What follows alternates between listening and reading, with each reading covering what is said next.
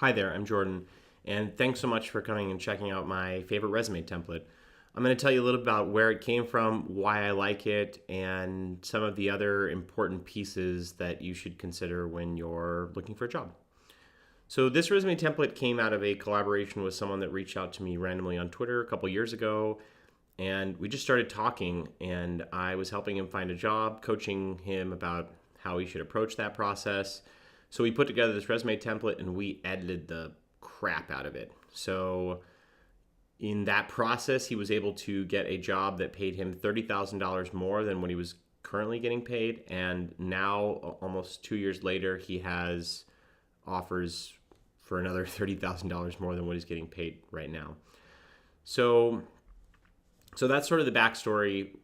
Let me now take you through why I like this resume template, and if you decide to use a different template, here are some things to think about. So let's look at first the bold things. Notice that the name is in bold, the positions are in bold, and the results are in bold. So your name is really important. You want it to stand out. It's your identity, it's your brand. And then the positions, right? No one really cares about the companies. They care most about what you did at those companies. And then most importantly, what were your results? How did you make an impact on the job responsibilities?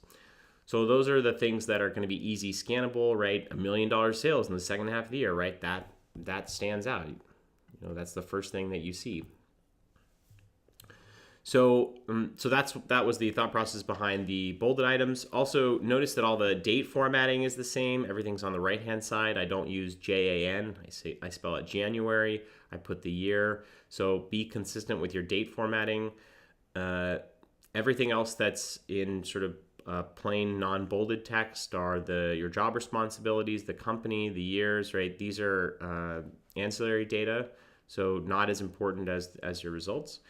And then I've got basic contact information and education, certification, etc., and a little bit grayer text here, so that if the recruiter really wants that information, they can sort of look a little bit harder for it, and they're going to be they're going to be able to find your email easily, for example.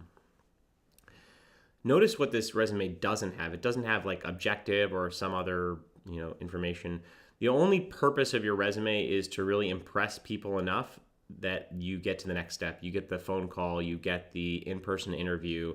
It's not to flesh out your story. You are the one responsible for telling your story. You have to make all these bullet points come to life. So I really encourage you, when you're writing your resume, to think about the results of each of your responsibilities and to insert those in your resume in as numeric form as you possibly can. I know that this is an exercise in self-aggrandizement, that you have to write about how great you are, and I know that doesn't feel very comfortable for a lot of people, but you're the only person that's going to be able to tell your story. And there are, you're going to be able to believe in yourself the most, and so that's your responsibility.